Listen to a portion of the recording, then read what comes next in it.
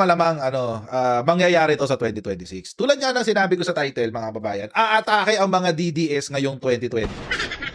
So kung noong 2025 ang na-impeach ay si Sara Duterte, ngayon 2026 susubukan ng mga DDS na ma-impeach si President Bongbong Marcos. Actually, mga kababayan, ito pinost to ni Falsis kahapon, January 1 pala. Sabi niya, Happy New Year! 2 impeachment complaints will be filed this year, one against BBM and one against Sara. Which one will succeed? May the odds be ever in our favor. Hindi ho ako magtataka kung gagawin ngayon niya ng mga DDS. Oo, hindi ho ako magtataka. Most probably, hindi lang ho ito dahil panapat sa impeachment ni Sara. No, not just that. But they will take advantage of the situation. Ito take advantage nila yung situation. Ano ho ba yung situation? The situation is, yung survey results ni PBBM ay bagsak. And, alam nyo,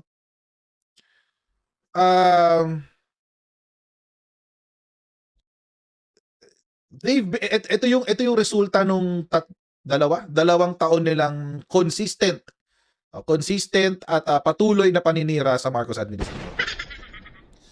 And whether we like it or not, mga kababayan, it seems that yung plano na nasiraan ng administrasyon took effect. Nag-work siya. Whether we like it or not. Whether we like it or not. Ang hindi ko magets is bakit sa Mindanao lang siya nag-work. Oo. But anyway, hindi ko imposible mangyari to. At di ba ho, sinabi ko sa inyo, di ba last year, sinabi ko na ho sa inyo last year. Di ba may binasa ako sa inyo na intelligence report galing sa isang very reputable source. Oo, hindi ko na sinabi kung sino yung source na yun. Na for the first quarter of 2026, they will really drill on dito sa survey. Kaya yung survey ho na ginawa dito itong nakaraang last 3 months. Hindi ho yan aksidente. Sadya ho yan.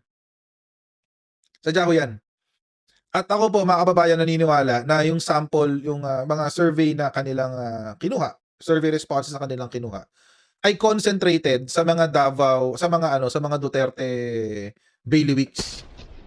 Ano ibig kong sabihin? Nag-survey lang sila sa lugar kung saan malakas si Duterte. Either Davao City and Cebu City for Visayas and Mindanao.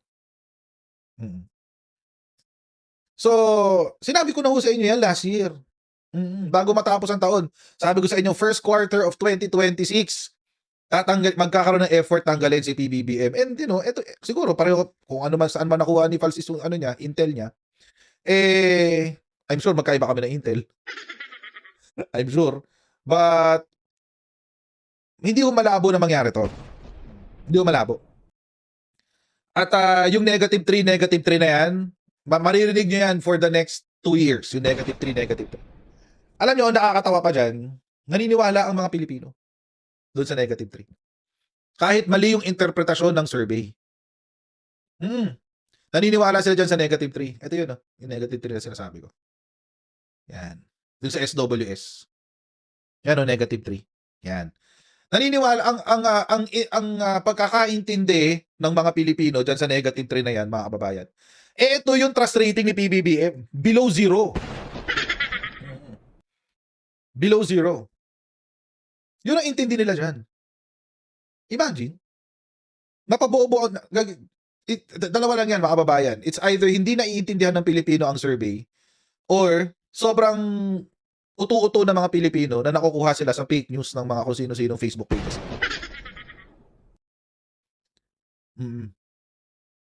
And actually, mga kababayan, hindi lang naman ng mga Facebook pages ang may kasalanan dyan. Even the mainstream media. Alam niyo bakit? Kasi kung titignan nyo ang survey, yung mga balita nung lumabas tong survey na to.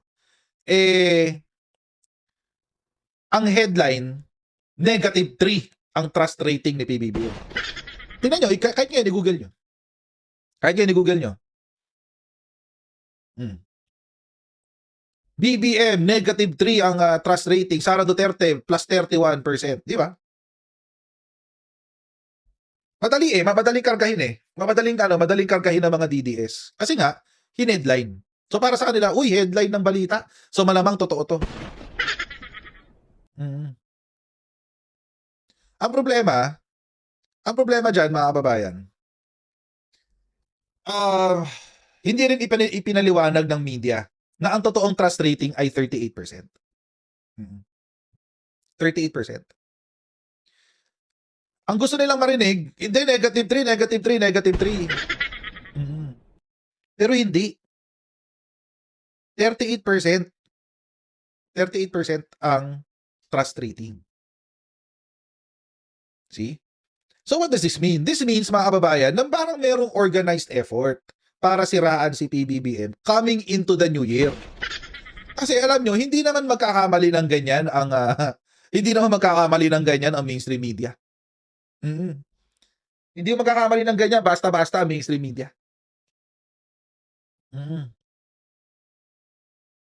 Hindi ho yan aksidente. Imagine, no? Hindi naman nagkakalayo yung trust rating tsaka yung little trust. 38 tsaka 41. Ilan lang naman yan? 3 points. Di ba? Hindi naman nagkakalayo eh. Hindi nagkakalayo. Actually, kung itong undecided, lahat nagkaroon ng tiwala kay PBBM, tapos si little trust. Yung 20%. Undecided pa sila eh. Hindi nila alam kung magtitiwala sila kay BBM o hindi eh. Undecided. Pero kung yung 20% na yan, nasa ilalim, lahat yan pumunta dito sa match trust o di 58 na si BBM.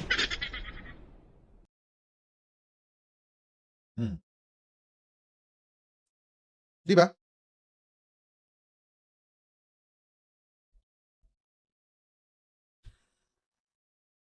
Kaya mga kababayan, ako, hindi ako naniniwala na aksidente to. May effort yan. Alam nyo ho, mga kababayan, ito, bigyan ko kayo ng inside story sa mga sa mainstream media. Ang mainstream media po kasi, ayon sa mga kakilala ko na nasa media rin, lalo yung mga nasa balita. Ang mainstream media po, every now and then nakakakuha sila ng instructions galing sa mga politiko. Nakakuha sila ng instructions. Ngayon, yung instructions na yon, mga kababayan, nakasulat na kung ano yung ipabalita nila. Ang gagawin na lang ng media is i-curate. I-curate na lang yan. Kaya ano ang gagawin dyan?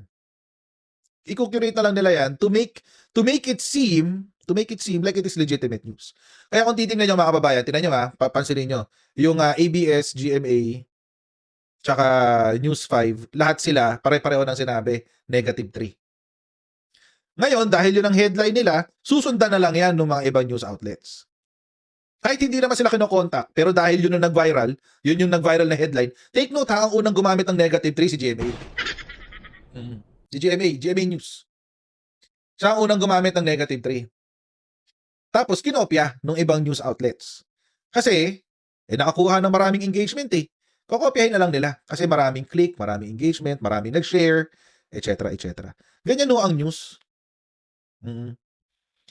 So ngayon, instead ang na-highlight ay yung 38% na trust rating, di ba? 38% na trust rating, ay hina-highlight nila yung net na negative 3. Mga kababayan, nabalitaan nyo ba na nag-negative 4 nung April?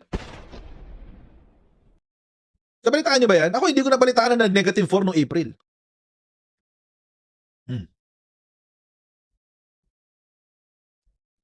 Nabalitaan nyo ba yan? Ako hindi ko nabalitaan, guys, na nag-negative 4 nung April. Pero it happened. Negative 4 nung April. Bakit? Kasi ito yung panahon ng pagkaka-aresto kay Rodrigo Duterte.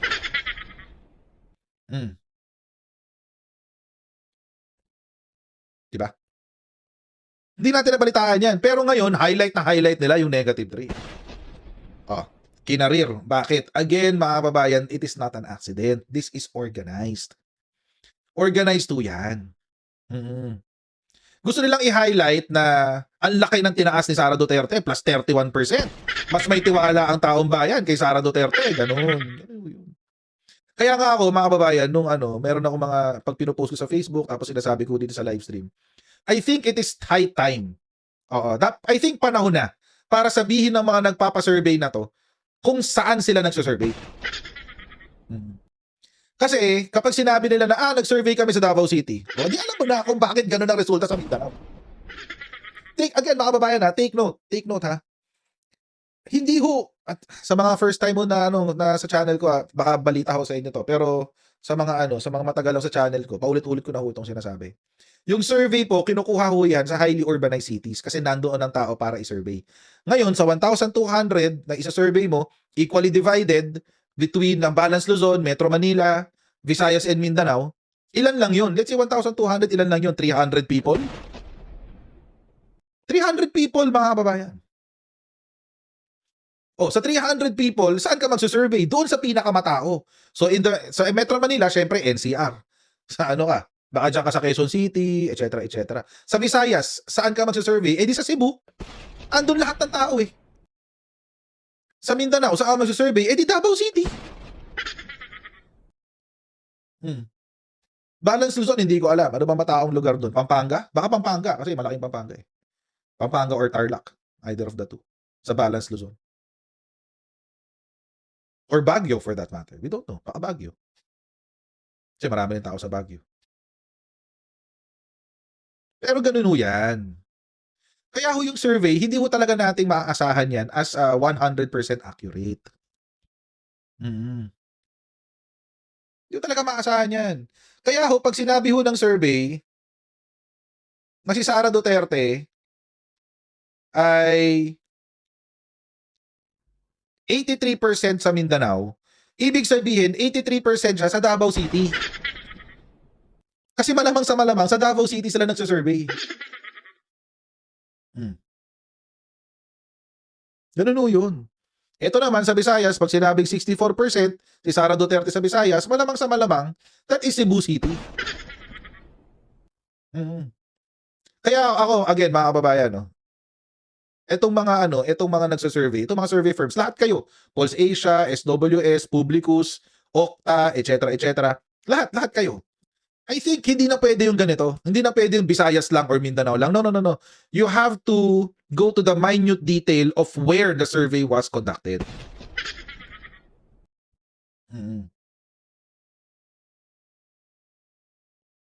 Kailangan ganun. Kailangan sabihin nyo na kung saan kayo nagsasurvey. Kasi ako, mga kababayan, palagi ako nasa NCR pero never ako naabutan ng survey na yan.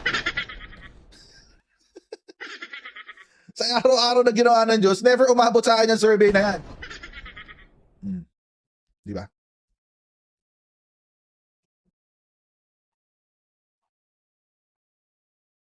So, but anyway, regardless, kaya ako magkakaroon next year ng impeachment laban kay PBBM, it's because of the surveys. Yung kanyang result ng surveys. So, ito nga yung kay SWS, kay Pulse Asia, ito naman kay Pulse Asia.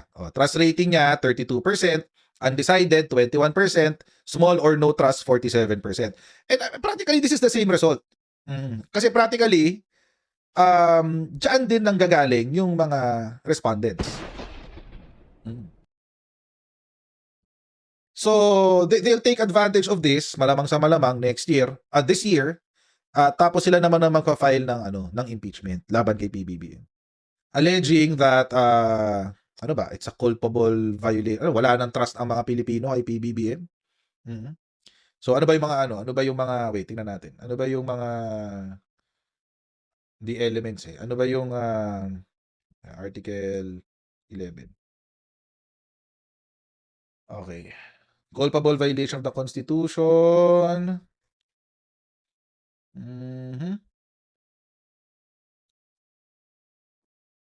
Ano ba?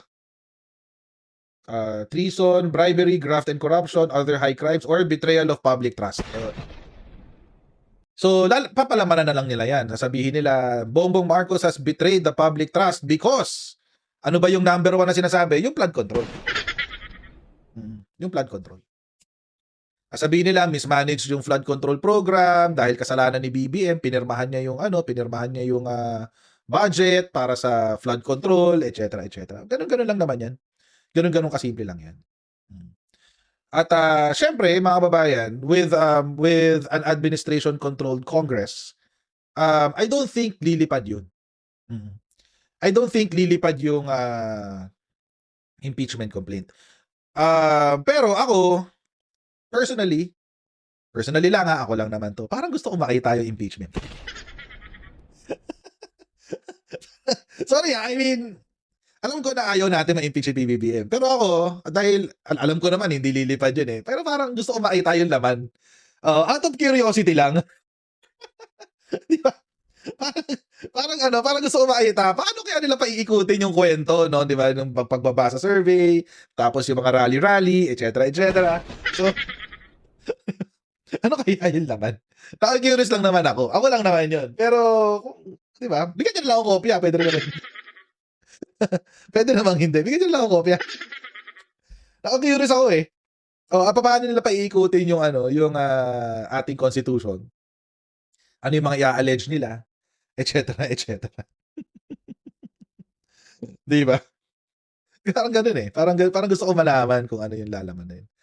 Pero sinabi ko na ho sa inyo ito noon. Nung bago pa lang tayo mag-Christmas break, bago pa lang tayo mag-New Year break, na merong magkakaroon ng effort ng first quarter of 2026. Tingnan nyo hindi pa nga nag-uumpisa. Hindi pa nga tayo nag-iinit sa 2026. 3 araw pa lang tayo. May ganito na agad. Alam mo yun? Kaya ganon. But again, mga kababayan, personally, hindi lilipad yan. Hindi lilipad yan sa Congress. Oo. At ang reason, sabihin nila, syempre, Marcos control dyan eh, mga crooks yan eh, bla bla bla bla bla bla. No, it's not that. It's not that. Hindi ho yan lilipad sa Congress. Kasi walang kwenta, wala naman silang may ikakabit kay PBBM na ginawa niyang kasalanan.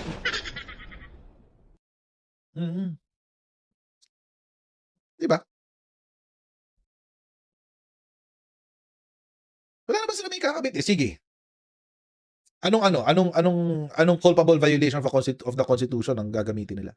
Yung flood control? Sinabi na nga sabi natin PhilHealth. Unahin natin sa PhilHealth.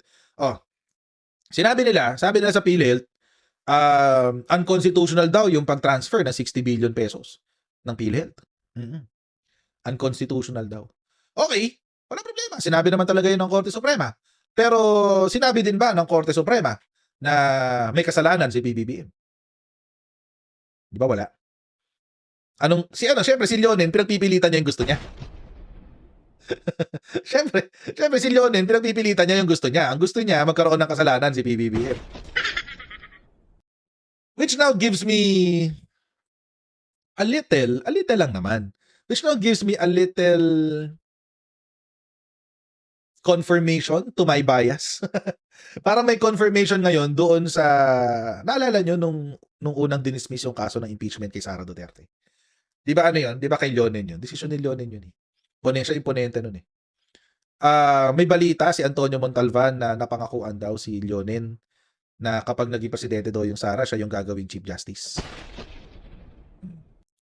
So, hindi naman ako naniniwala doon. FYI lang, kung may taga-Supreme Court na nakikinig sa atin, hindi ako naniniwala doon. Kasi syempre, bilang isang aspiring lawyer, naniniwala ako na lahat ng abogado nagpa-practice ng ginagawa ang Code of Professional Responsibility and Accountability. Naniniwala akong ganun. Oo. Kaso nga lang, dahil doon sa PhilHealth decision, na out of the 15 justices, siya lang ang nagsabi na may kasalanan si PBBM. Ang weird. Ang weird talaga nun, guys. Oo. So, let's see. Ba't ako napunta kay Leonen? Ayan, yung impeachment complaint kasi yung kay Sara Duterte. But anyway, so ayun. So, there is that possibility na baka ma-impeach si PBBM or magpa-file ng impeachment complaint laban kay PBBM. At sinabi naman ng PhilHealth nga doon ng Supreme Court doon sa 60 billion daw na unconstitutionally transferred to the Department of Finance, wala ang kasalanan si PBBM. Walang grave abuse of discretion na ginawa ang presidente. Alam nyo, if it was different kapag sinabi ng Supreme Court na may grave abuse of discretion ng presidente, saka doon sa pagta-transfer na yon, malamang sa malamang merong laman yung impeachment complaint. Doon nila i-base yun. Sa grave abuse of discretion. So, hindi na sinabi ng Supreme Court. Kaya nga nakakatawa tong mga miyembro ng Kongreso tulad ni Erice, sino ba to? Yung lalaking maingay, pangalan niya. Si San Fernando, yan, mga ganyan. Nabobobo dahil sa galit nila kay BBM. So, ayun. Yan. So, ano pa ba? Ano pa ba yung mga pwede rin nang gamitin? Yung blank items ng 2025 GAA, I think that is already moot and academic. Parang, wala, hindi nagdesisyon ng Supreme Court doon. Nag-file ng kaso. By the way, nag-file ng kaso sa Korte Suprema. Etong si Isidro Ungab at saka itong si Vic Rodriguez. Pero hanggang ngayon, wala pang decision. So, 2026 budget na. So, ano na? Wala nangyayari. So, ibig sabihin, baka either hindi pa inaaktuhan or baka it's not urgent. Pero baka ano yan, malamang i-dismiss na lang yan dahil moot and academic na. Ano pa ba? Ano pa ba yung mga inaakusan yan? Drugs. Wala namang proof na gumagamit ng drugs. Ano pa ba? Ano pa ba yung mga pwede nila iba to kay PBBM?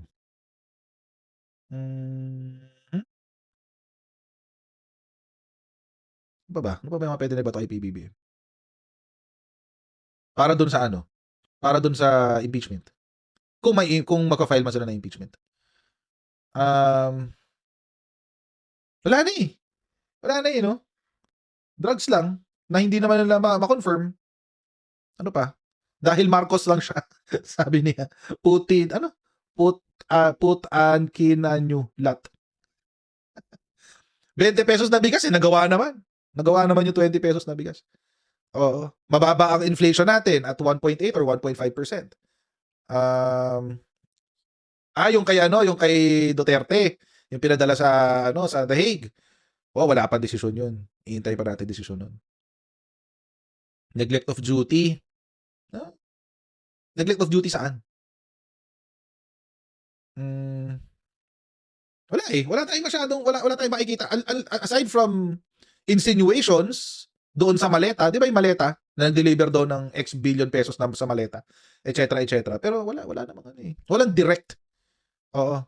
And yung whistleblower nila, peke pa, si Gutesa, tsaka atong si Saldico. And actually, ito rin ang sagot ng ito rin ang sabi ng itong political analyst, si Dennis Coronation. Sabi niya.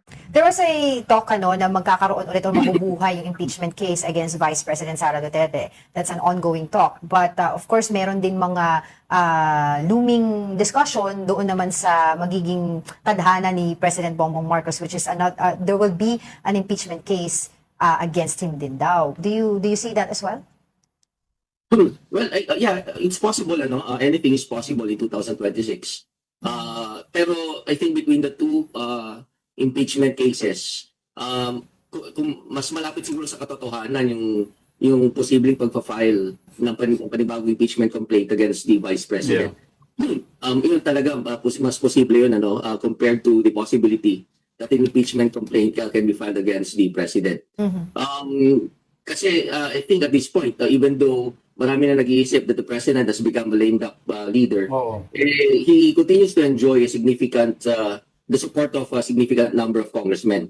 Doon naman nag-uumpisa yung impeachment complaint, doon pina-file, tapos itutuloy na lamang sa Senado during the trial. So I think the President continues to enjoy the support of the majority of the congressmen. Kaya posible na mangyari yung pagpa-file ng impeachment complaint by February, as mentioned by the Supreme Court.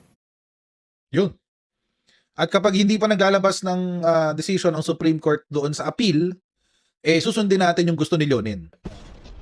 Susundin ng mga magpapa-impeach yung proseso ni Leonin na kailangan mag-file ng resolution sa pag-i-impeach kay Sara Duterte. Sa majority, kailangan may committee na mag-handle ng impeachment ni Sara Duterte. Mag-hearing sila, bibigyan ng pagkakataon magsalita si Sara Duterte through a hearing, etc. So this will be a very, very, very long process. So kung magkakaroon pa rin ng impeachment sa February, malamang sa malamang ang tapos niyan November na. Ang haba ng proseso nun 7 steps yun 7 steps yun, guys. Ang haba nun. Sobrang haba. But let's see. Let's see. Sana mabago yung decision kasi 'di ba? Sana si Leonen na ma-impeach. Grabe naman siya. Oo, wag naman masyadong gano'n. Malay na, bigyan natin ng chance, baka magbagong buhay naman siya. Tingnan natin, 'di ba? Oo, uy, ba't may nagsasayawan diyan?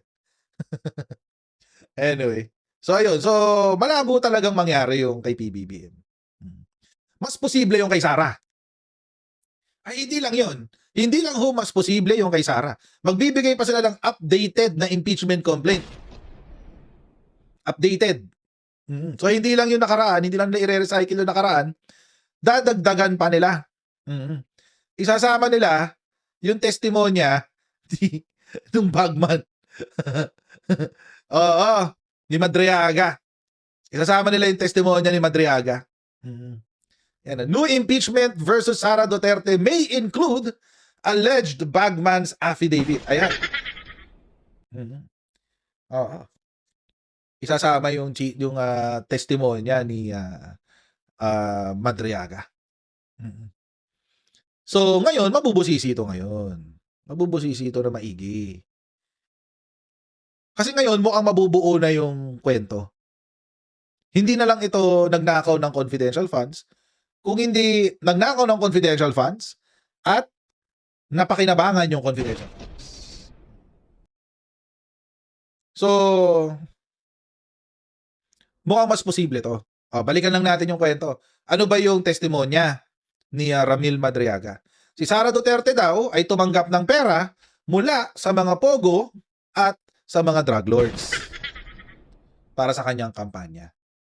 Alam nyo mga kababayan, ang pogo po, kahit tingnan lang muna natin sa election code, sa Omnibus Election Code, ang pogo po ay isang ipinagbabawal ng contributor. Bakit? Kasi sila ay isang foreign entity. As a foreign entity, foreigners are not allowed to contribute sa elections ng isang dito sa Pilipinas. So kahit sabihin nating legal ang pogo nung panahon ni Rodrigo Duterte dahil may batas that regulates the pogos, they cannot participate in our elections because they're foreigners. They cannot. So kung mapapatunayan ni Ramil Madriaga na galing sa pogo ang campaign money ni Sara Duterte, di betrayal of public trust agad yan.